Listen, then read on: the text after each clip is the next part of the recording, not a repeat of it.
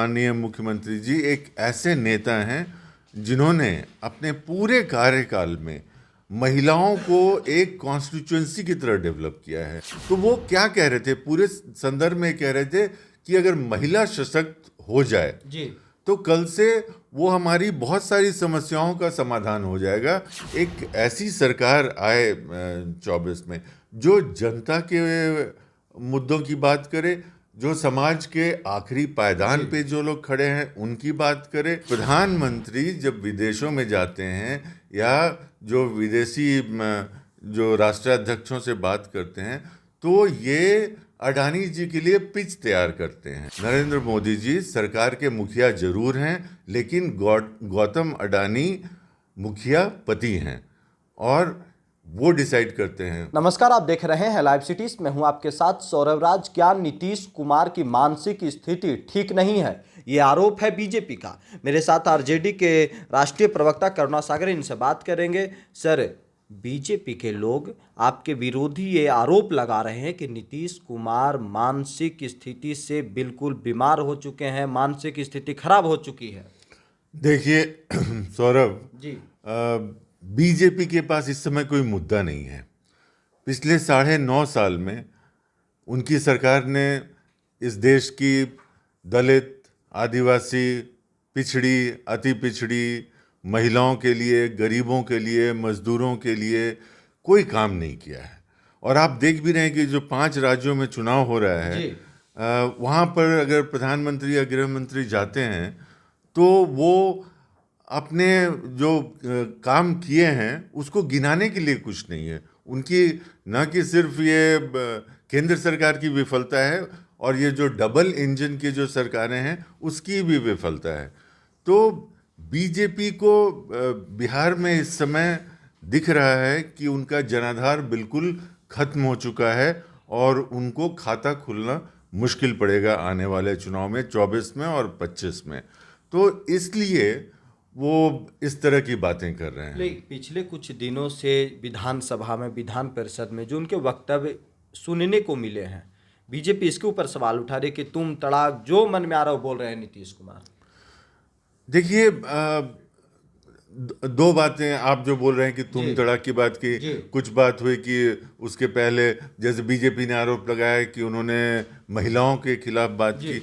तो नीतीश कुमार जी माननीय मुख्यमंत्री जी एक ऐसे नेता हैं जिन्होंने अपने पूरे कार्यकाल में महिलाओं को एक कॉन्स्टिट्यूएंसी की तरह डेवलप किया है। और जो हमारी जो बच्चियां थीं उनकी पढ़ाई की जो सुविधाएं दी, जो उनको साइकिल, यूनिफॉर्म और हर तरह का समर्थन दिया गया। और इसलिए आप देखिए कि स्कूलों में जो बच्चियों का जो ड्रॉप आउट रेट था वो बिल्कुल कम हुआ। तो वो क्या कह रहे थे, पूरे संदर्भ में कह रहे थे कि अगर महिला सशक्त हो जाए तो कल से वो हमारी बहुत सारी समस्याओं का समाधान हो जाएगा और उसमें पॉपुलेशन कंट्रोल भी अपने जगह पे है। तो वो जो बात कर रहे हैं वो बिल्कुल गंभीरता से बात कर रहे हैं और उसको उस गंभीरता से लेना चाहिए। यहाँ पर समस्या ये है कि बात की शुरुआत कहाँ हुई थी। तो शुरुआत हुई थी आरक्षण से जी। और कुछ पॉपुलेशन कंट्रोल की बात कैसे आई, तो कुछ लोगों ने कहा कि भाई हमारे जातियों की संख्या कम हो गई है। तो उन्होंने एक्सप्लेन करने की कोशिश की कि चूंकि इन जातियों में शिक्षा का प्रभाव बेहतर रहा है इसलिए पॉपुलेशन कंट्रोल इन जातियों के द्वारा बेहतर किया गया है।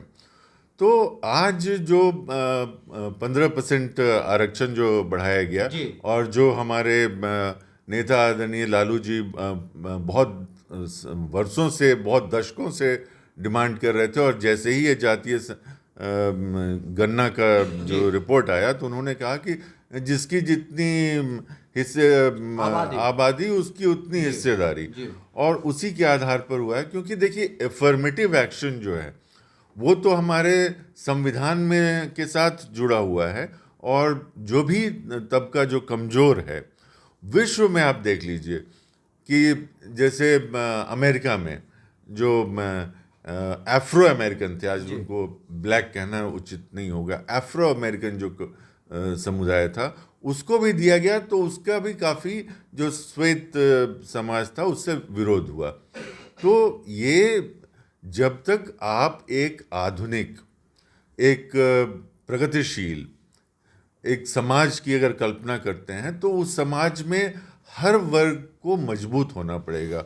और कुछ वर्ग हैं जो काफ़ी सालों से मतलब समझिए कि हजारों साल से पिछड़ रहे हैं।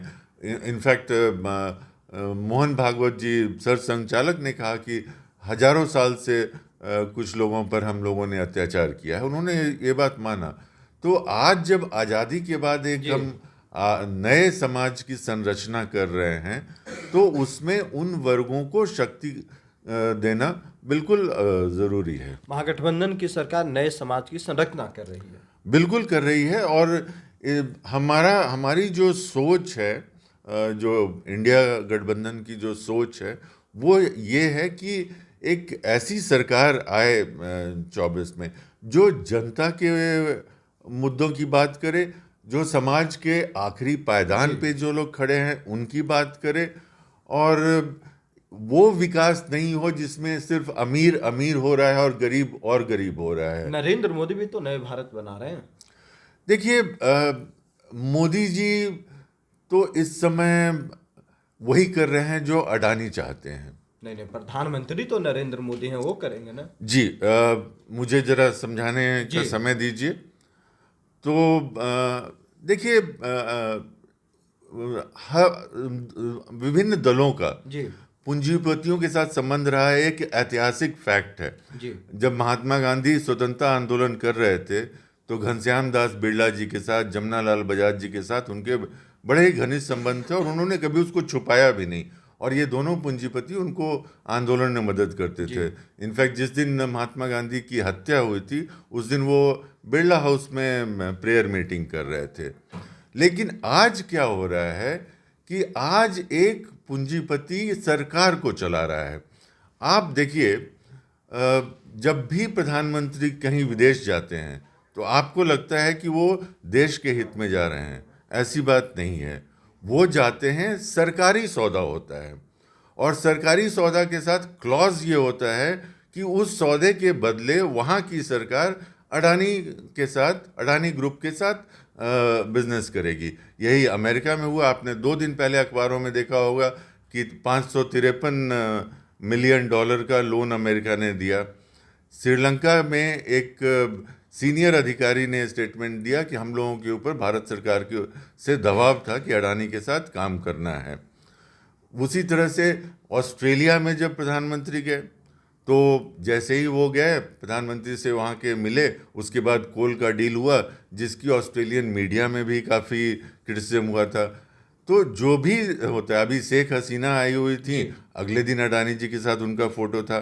भूटान नरेश आए हुए थे, अगले दिन उनका था।